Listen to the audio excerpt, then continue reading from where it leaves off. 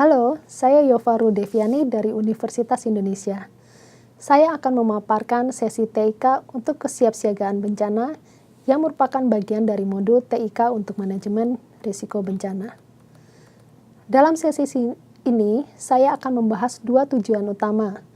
Tujuan pertama adalah untuk memahami konsep dan tindakan-tindakan terkait kesiapsiagaan bencana. Sedangkan tujuan keduanya adalah untuk memahami peran TIK dalam kesiapsiagaan bencana, dilengkapi dengan beberapa contoh. Sekarang kita lihat kesiapsiagaan. Kesiapsiagaan atau preparedness ini, apa sih yang disebut sebagai kesiapsiagaan? Kesiapsiagaan bencana adalah kesiapan pemerintah, organisasi, dan komunitas untuk menanggapi secara konstruktif terhadap ancaman biaya untuk meminimalkan dampak negatif bagi kehidupan dan harta benda. Tujuan dari kesiapsiagaan bencana adalah untuk membangun kapasitas yang diperlukan dengan mengelola secara efisien semua penanganan atau tanggap darurat dalam rangka pemulihan.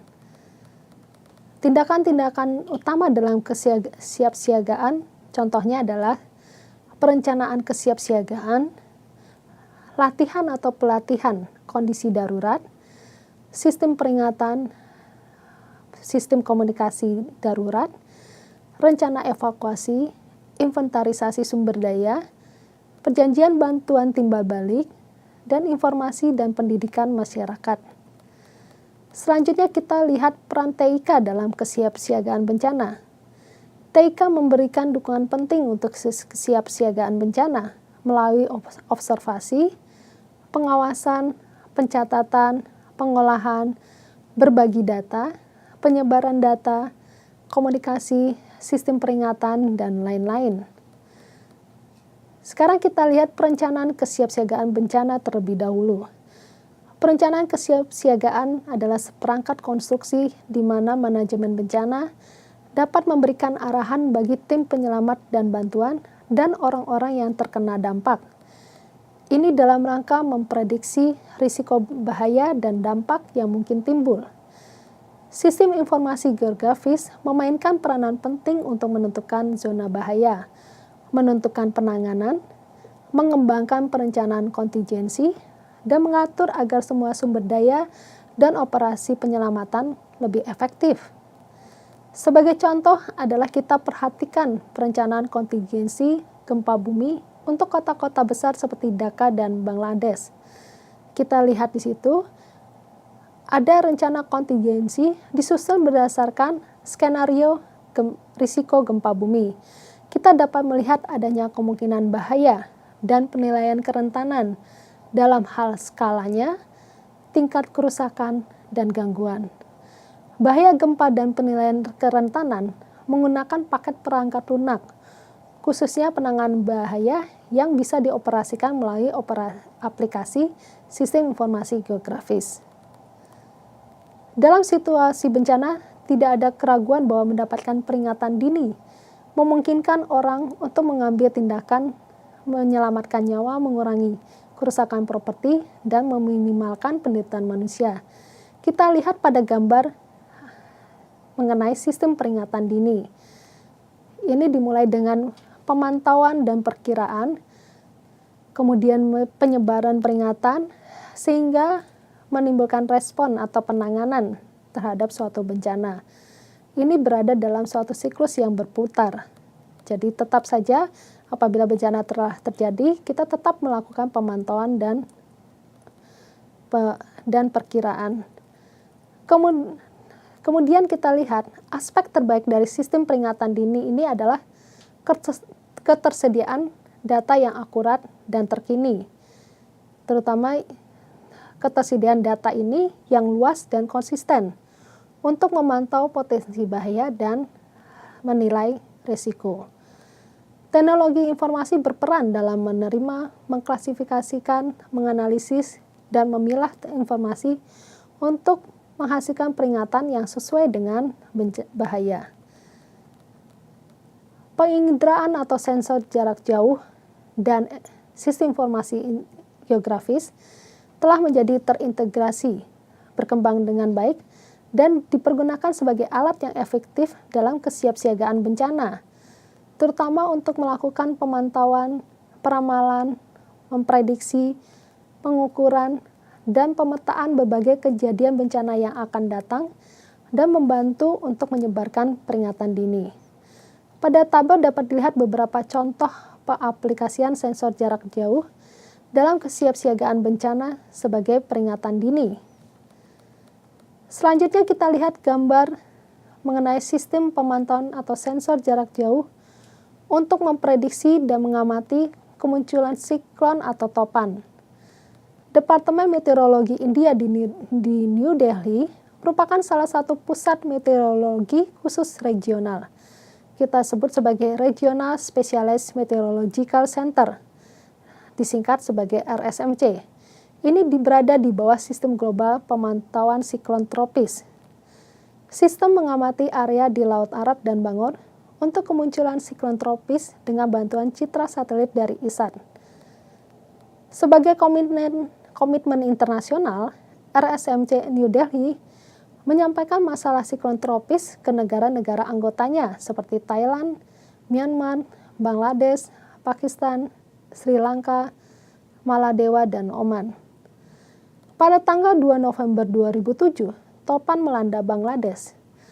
Pesan itu disampaikan oleh RSMC New Delhi ke pihak berwenang dari Bangladesh 72 jam sebelum krisis datang. Pemerintah Bangladesh sempat memberikan peringatan akan terjadinya topan. Sekali lagi, data dan informasi yang tersedia harus efektif ditularkan dari asal ke semua pengguna melalui berbagai kegiatan. Teknologi komunikasi memainkan peranan kunci untuk menjaga penyebaran data dan informasi secara real time. Banyak alat komunikasi tradisional dan baru saat ini tersedia yang dapat digunakan secara efektif untuk tujuan peringatan bencana. Beberapa alat komunikasi mungkin lebih efektif dari yang lainnya, tergantung pada ukuran bencana, dampak hasilnya, hasil sosioekonomi masyarakat yang terkena dampak, dan struktur politik mereka. Yang utama tujuannya tercapai untuk menyampaikan peringatan bencana secepat dan sejelas mungkin.